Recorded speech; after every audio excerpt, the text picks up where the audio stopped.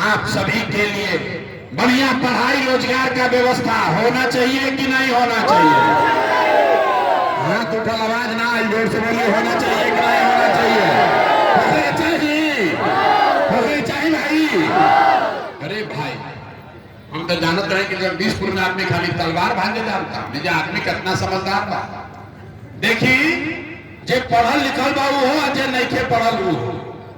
आप चाहे अगड़े हैं या पिछड़े, हिंदू है या मुसलमान, महिला है या पुरुष, अमीर है या गरीब, युवा है या बुजुर्ग, सब आदमी कहल कि ना भैया कुछ होके चाहे ना, कम से कम पढ़ाई या रोजगार तो हो कहीं के चाहे।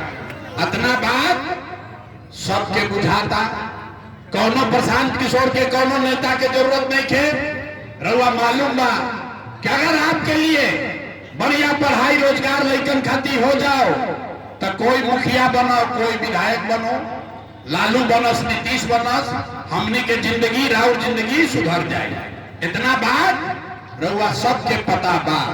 अब देखी, रउआ बदहाली के, गरीबी के कारण अपना आंख के सामने सब आदमी एक बार अपने अपने बच्चों का चेहरा याद कीजिए।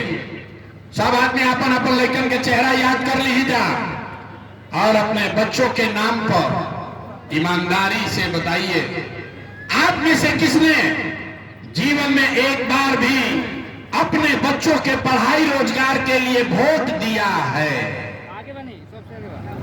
देखिए कैसे आदमी चुप्पा लगाए। अरे बाप रे, कितना जोर से बोलनी। हाँ ए भैया, पढ़ाई या रोजगार होके के चाहिए, हाथ नहीं क्यों उठावे के? अब पूछनी हाँ कि अपना वोट लड़का के पढ़ाई रोजगार खातिर दे लो, आदमी चुप भौंक लगाई। जब बैठ के कोई मुखिया के गरियावता, कोई लालू के, कोई विधायक के, कोई नीतीश के, कोई मोदी के।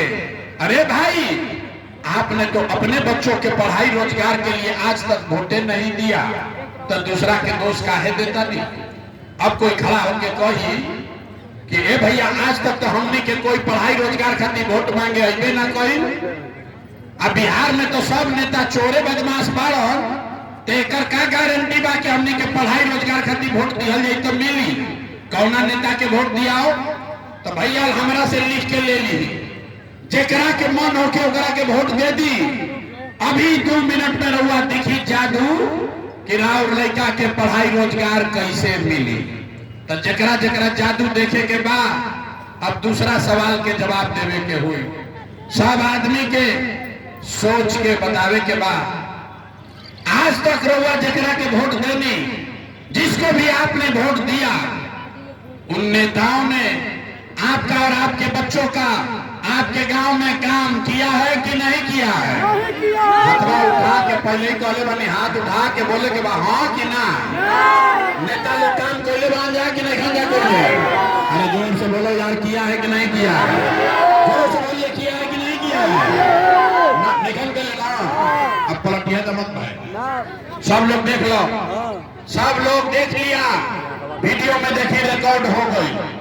पूरा गांव समाज का आदमी जुटा है, सब लोग कहा है कि भैया आज तक जगरा के वोट देनी जा, हमने के कोई काम ना कैल। अभी देखी, अब जादू देखी, हम गिनवावे शुरू करत नहीं। सही बात बोलब तो सबके हाथ उठा के जोर से हाँ बोले के बाद, गलत बोलब तो ना बोल दे जा। 2 मिनट में अपना आंख के सामने दिखी कि राउर लड़का के पढ़ाई रोजगार कैसे मिली। पूरा बिहार में, जगदीशपुर में, अगियाव में, बलारा में, आरा में, ऐजा आई बहुत सारे लोगों में से कई लोगों ने 5 किलो अनाज के लालच में मोदी जी को, भाजपा को वोट दिया। तब बिहार में चाहे जितना चोरी भ्रष्टाचार बा, 1 किलो चोरी करके 4 किलो अनाज ऐजा के आदमी के मिलता कि नहीं के मिलो? जोर से बोले के बाद मिलता कि नहीं के मिलो? मिलता। आपने, हमने वोट दिया हिंदू मुसलमान बनके। सब हिंदू लोग कहे कि भैया हमनी के दशा कुछ होके पहले अयोध्या में राम जी के मंदिर बने के चाहिए। तो भैया राउर गांव में नाली गली ना बनल, स्कूल अस्पताल ना भइल, रउआ इंदिरा आवास ना मिलल, लेकिन रउआ वोट से अयोध्या में राम जी के मंदिर बनल बा कि नहीं बनल? हथवा उठा के बोलो, मंदिर बना है कि नहीं बना है? आपने हमने वोट दिया, कई लोगों ने नीतीश कुमार को,